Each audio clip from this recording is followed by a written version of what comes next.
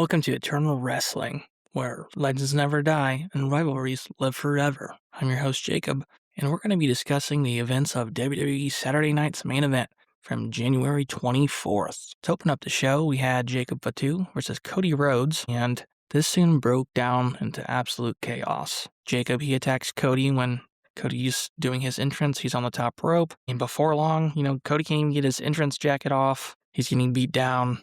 And Cody accidentally knocks down the ref. Before too long, security, refs, they come down. They try to separate them. That completely fails. Jacob Fatu, he climbs to the top. He does a flip, knocking everybody down on the outside. Soon the two men start brawling through the crowd, and they eventually fight their way up the steps into the entrance area of the arena. During this, security's trying to pull these two men apart. It doesn't happen. They're just following them throughout this entire segment, and eventually, when they're in the entrance area to the arena, Jacob Fatu gets pissed at one of the security guards, picks him up, slams him through a table, then they fight their way down through the crowd, and they end up on this platform where Cody is looking to possibly slam Fatu down into the tables surrounding them. Surprisingly, this was a big surprise, Drew McIntyre appears. He slams Jacob Fatu off the platform through the table, low blows Cody, picks up Cody, hits a big power bomb, and smashes Cody through the table, and that was it. It was just chaos. Cody got slammed down on the bare concrete, picking up trash cans, throwing them at each other. Technically, this wasn't really a match because the bell never rang, but it was just a fight, and I don't think this is over. This is far from over, and especially since Drew inserted himself into this, which he didn't really need to,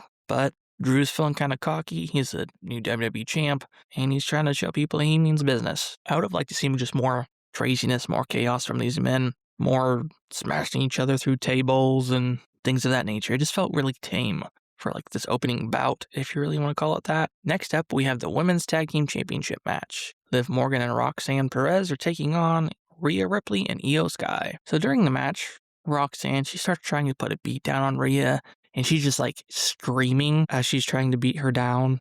And it was really funny. I just started busting up laughing. Her screaming almost sounded as like a belt was trying to come off an engine or something. It was just like a school, this noise. Eventually, Rhea hits the Razor's Edge on Liv, and then Io hits a missile dropkick, but Roxanne breaks up the pin attempt here, and Roxanne gets tagged, and then she tries to go for a finish for the Pop Rocks.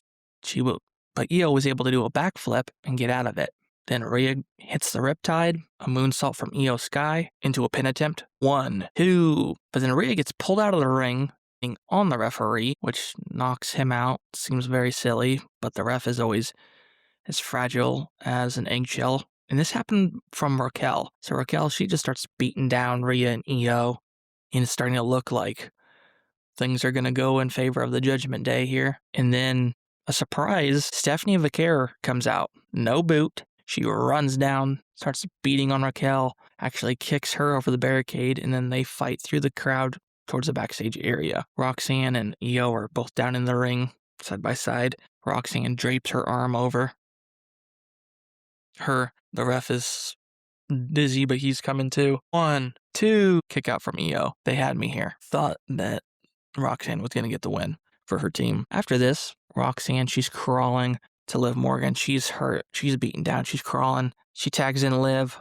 Morgan. She's able to hit her finishing move, the Oblivion, on Io, but Io is back far enough that Rhea is able to tag herself in. So after the Oblivion is hit, Rhea grabs Liv, hits a Riptide on her, folds her up like a pretzel. 1, 2, 3. Ding, ding, ding.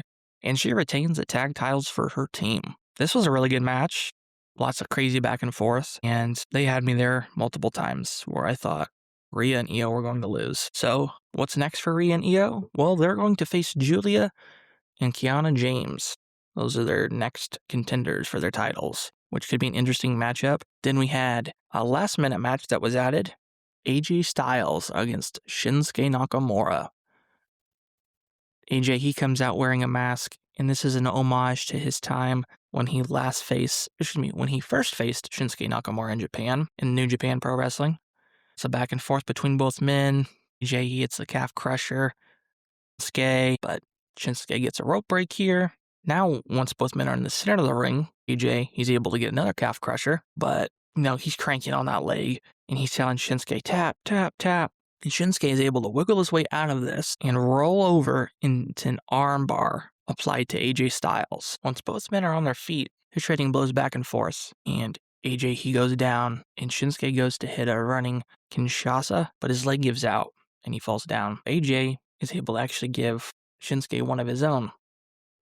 AJ goes for a pinfall, but Shinsuke gets a rope break. Then Shinsuke goes for another running Kinshasa, and AJ is able to dodge it here. AJ goes to the top rope, jumps off of it, hits a phenomenal forearm, and then he hits a Styles Clash onto Shinsuke. 1, 2, 3. And AJ Styles comes out the winner here. I love this match, and with AJ Styles' career possibly winding down, just a great fight from both men. Had me engaged the whole time, and both men really shined here. And I'm just sad that AJ is possibly done after the Royal Rumble. Like, he may actually lose to Gunther. There's some reports going around that Shinsuke talked to AJ, and that AJ said that the Royal Rumble will be his last match. That's when he's retiring. And I just thought that AJ and Shinsuke had some great chemistry here in this match. Very well put together. Lots of good back and forth. Just like really good psychology. Now, it's main event time in a fatal 4-way match for a chance to face Drew McIntyre at the Royal Rumble. Randy Orton against Trick Williams, against Damian Priest, and Sami Zayn as well. So Zayn, he relied on quick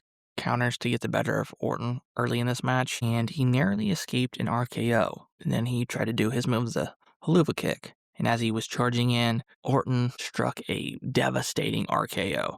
But before Orton could get that pinfall, Trick stormed in, threw him out of the ring, and tried to steal the victory for himself. Luckily, Damian was able to break up this pin here, and soon chaos erupted. Priest and Williams, they were brawling to the apron. Orton was able to seize the opportunity here, and he was looking for a double draping DDT. He then went for an RKO on Williams, but Trick was able to counter, and he sent Orton crashing into Priest, which allowed Priest to get the impact here and deliver a South of Heaven choke slam. But Trick, he wasn't done yet.